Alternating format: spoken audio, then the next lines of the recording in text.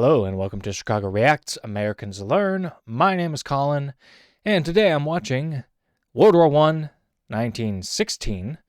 This is, of course, from the one and only Epic History TV, and this is part 3 in a 6-part series on World War I.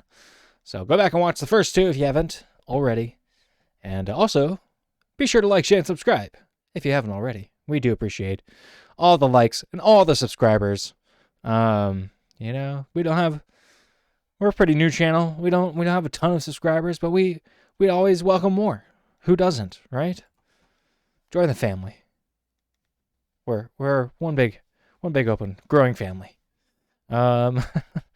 So yeah. With that being said, I don't know, there's not too much to really recap. It's World War I. It's terrible and atrocious. We're already 2 years in, and millions of people have already lost their lives. Yeah, let's get a little more into that. The last video, I got a content warning advisory before I watched it. I don't know if you guys got the that warning before watching my reaction to it. I haven't gotten that for this one yet.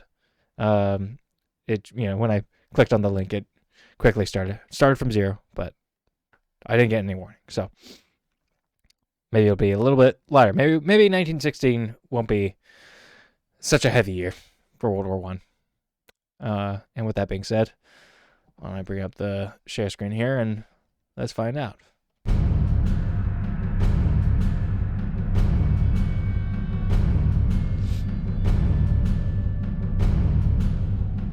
World War I was supposed to have been a short and glorious war. Aren't they all? But by 1916, a new kind of industrialized warfare had seen the death toll soar into the millions, with no end in sight. Naval blockades were beginning to cause shortages of food and fuel across Europe. Oh my God, wait. No, okay. That's a food line. For a second there, I almost thought those kids, just like based off the hats, that they were enlisted. And I was like, okay, I knew young people were fighting in this war, but I didn't think that young. But that's somewhat of a relief, at least. But yeah, they look pretty miserable regardless. So sad. While thousands of women had entered the workforce, replacing the men sent to fight in their millions. All sides were preparing for a long war.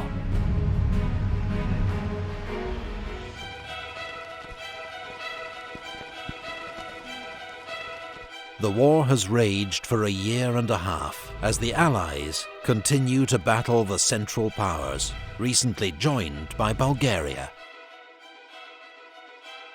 At sea, the British maintain their naval blockade of Germany, preventing the import of food and other vital raw materials.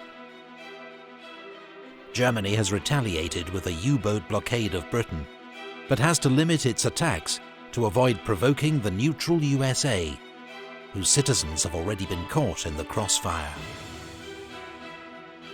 On the Western Front... Wait, were those, in that picture there, were they carrying...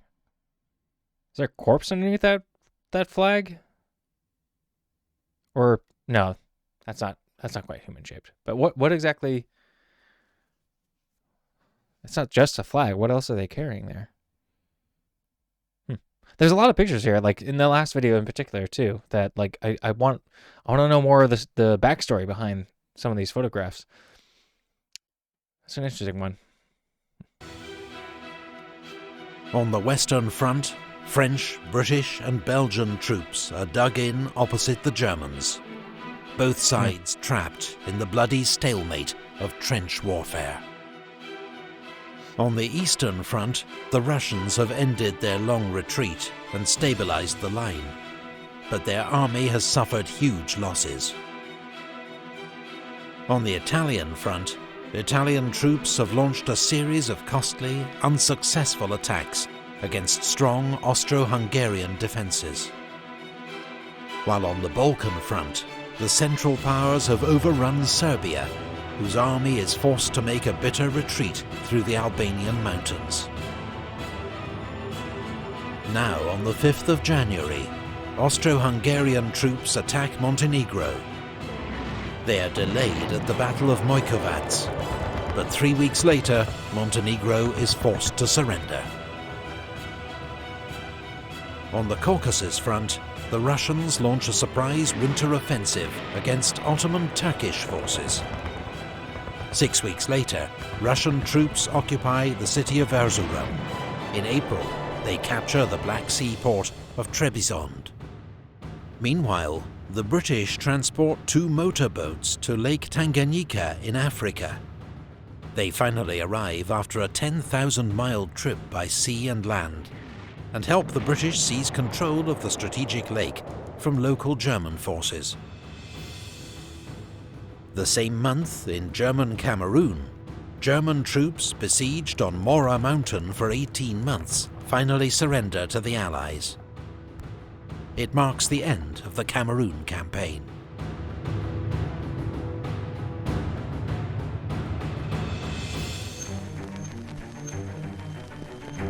The Mill on the Meuse. On the Western Front, the Germans unleash a devastating assault on the French fortress town of Verdun. German General Erich von Falkenhayn knows France will defend this symbolic town to the last man. His plan, in his own words, is to bleed France white in its defense. It is the strategy. That is just a crazy picture. Wow, I don't think I've ever seen a picture quite like this from World War One. Like someone getting it in the middle of someone getting shot. Like of attrition. Wow. Verdun becomes one of the most terrifying battles of the war.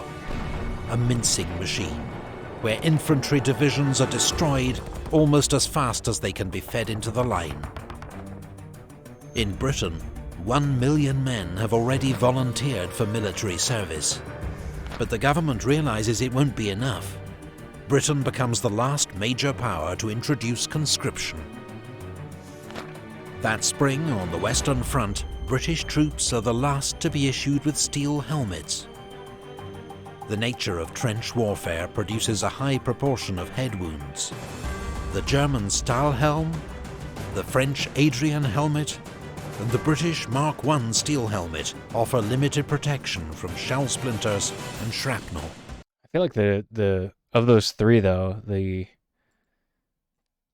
think the German one I would feel most protected with, you know, like they got a little more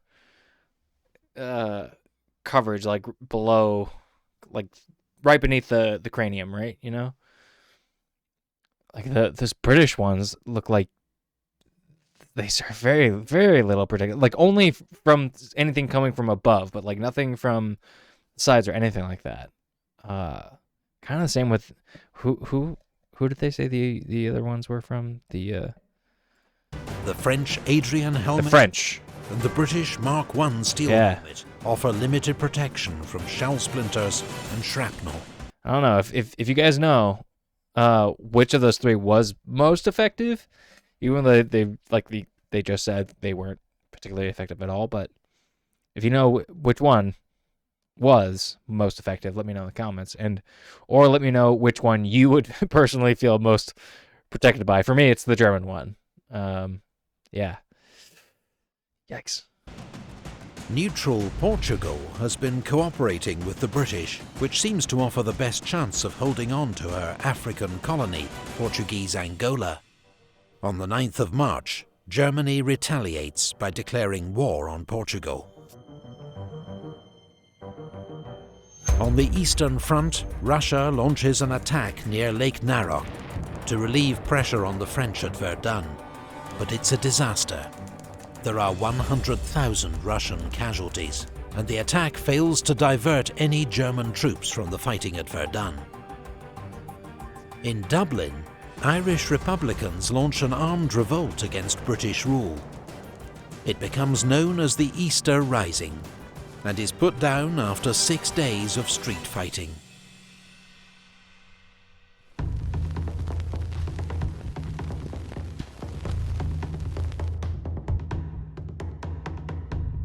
In the Middle East, after a 5-month siege, British forces at Kut surrender.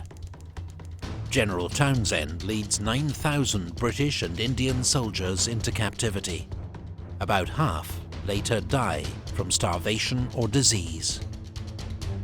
Britain wants Arab support in its fight against the Ottoman Empire, so it's promised Arab leaders an independent Arab state after the war.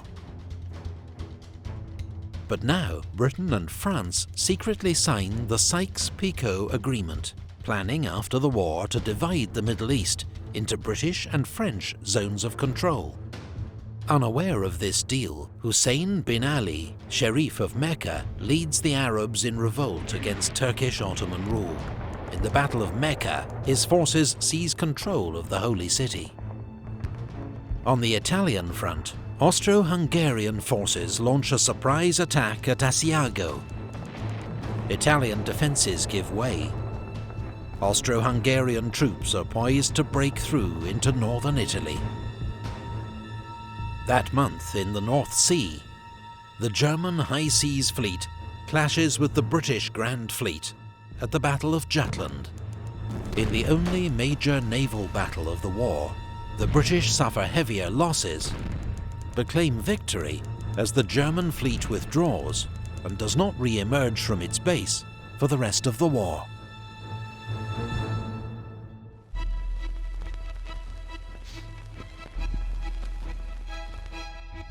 For the summer of 1916, the Allies have planned major simultaneous offensives against the Central Powers, from east and west. Now they are needed more than ever to relieve pressure on the French at Verdun and the Italians at Asiago.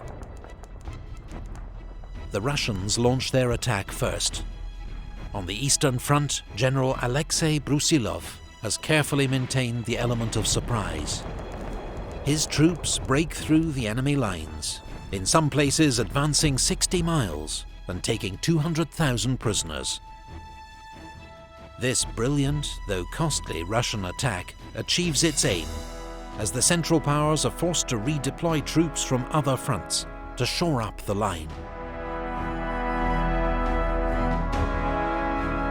At sea, British cruiser HMS Hampshire, en route to Russia, hits a mine and sinks off Orkney. Among the 650 dead is Britain's iconic Secretary of State for War, Lord Kitchener. When did the famous Uncle Sam, like "I Want You" poster come out? Because that seems almost identical to that whole, premise. I feel like that was before this, right? That was Uncle Sam's been around longer than World War I, right? I don't know if a lot of the people watching here are U.S. citizens or more of the European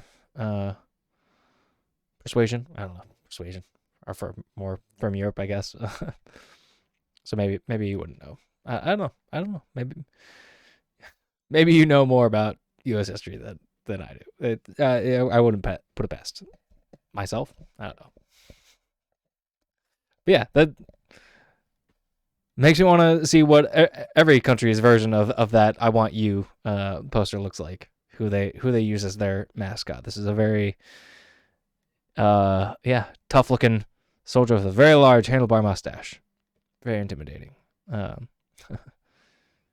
Interesting. Your country needs you.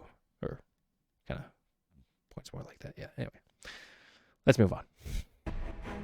3 days later, in the Adriatic, Italian troop ship Principe Umberto is sunk by a German submarine. It's the deadliest sinking of the war, with 1,900 lives lost. On the Western Front, Britain and France launched their major summer offensive, the Battle of the Somme. Hopes are high for a breakthrough, but the first day is a disaster. A long Allied artillery bombardment fails to knock out German defences, and waves of British infantry are cut down by machine gun fire as they advance into no man's land. In the space of a few hours, the British suffer 57,000 casualties, a third of them killed. It's the worst day in the history of the British Army. But more attacks are ordered, and the battle will rage for another 5 months.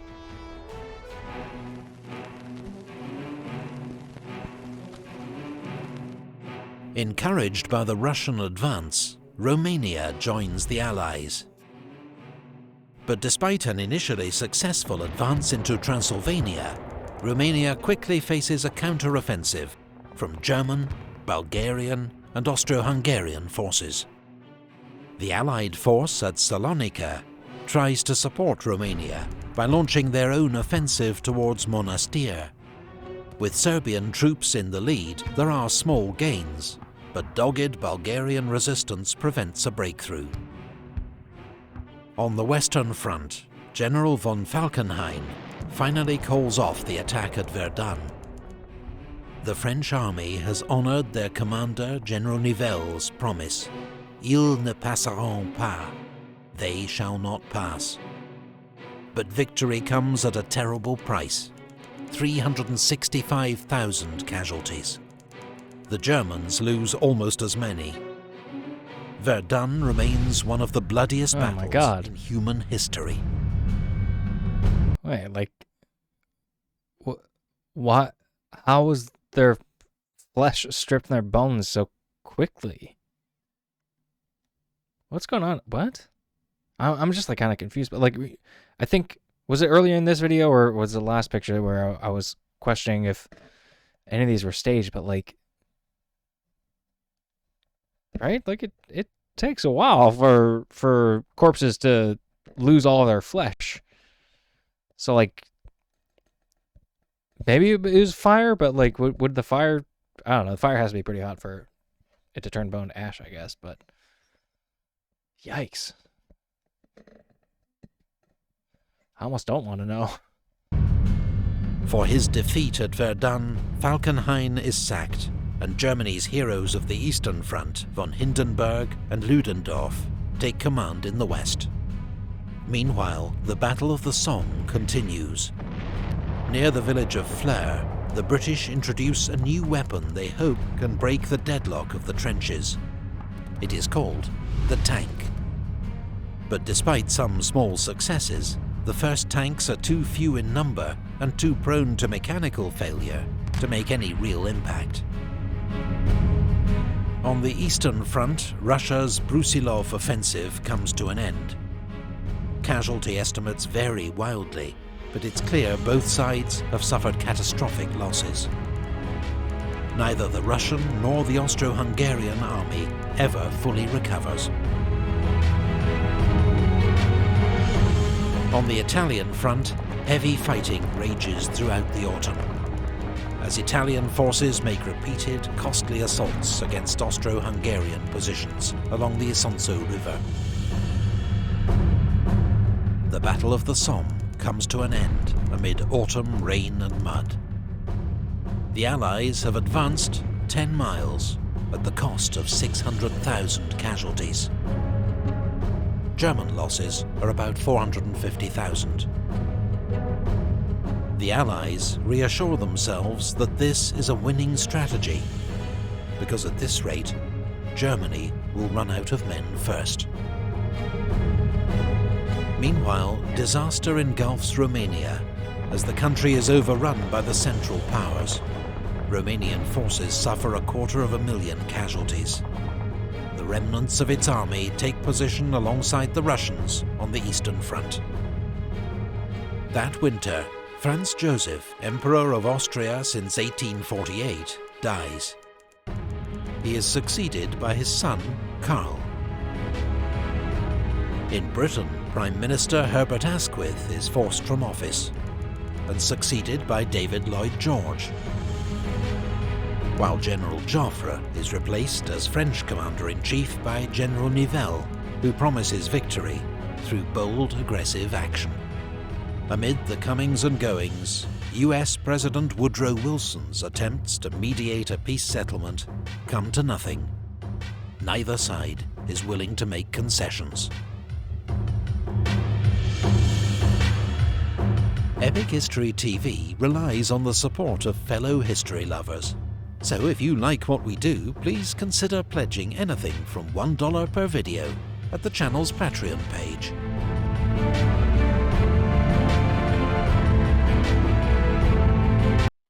All right. Well, there you have it. If you got something to spare, why don't you toss it over to Epic History TV to support them? Because, yeah, they deserve it. So, yeah, if you're still watching, thanks for sticking around. I hope you're enjoying this educational series on World War One. Yeah, man, the pictures are incredible. Like,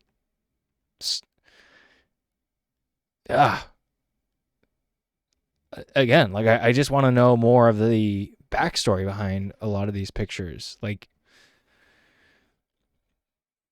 I was saying, like what all those skulls, like that almost seems like a staged picture, you know, just the amount of skulls all in one, almost one pile. Like they weren't quite in a pile, but they were all like next to each other like that. Like, and I didn't see a lot of other bones. Like I think I saw one rib cage, but I don't know, but still, like, yeah. The only thing I can imagine that would strip all the flesh off those bones would be fire, but it could be. I don't know. Eesh. But yeah, 1916. Only a couple more years left. You know, I think, is it 1917, 1918? I think is when it ends. Again, this is part of the reason why I'm doing this series, because it's been a while since I've reviewed my World War One history. So, yeah, be sure to like, share, and subscribe if you want to continue along this journey with me. And until then, thanks for watching, and I'll see you next time.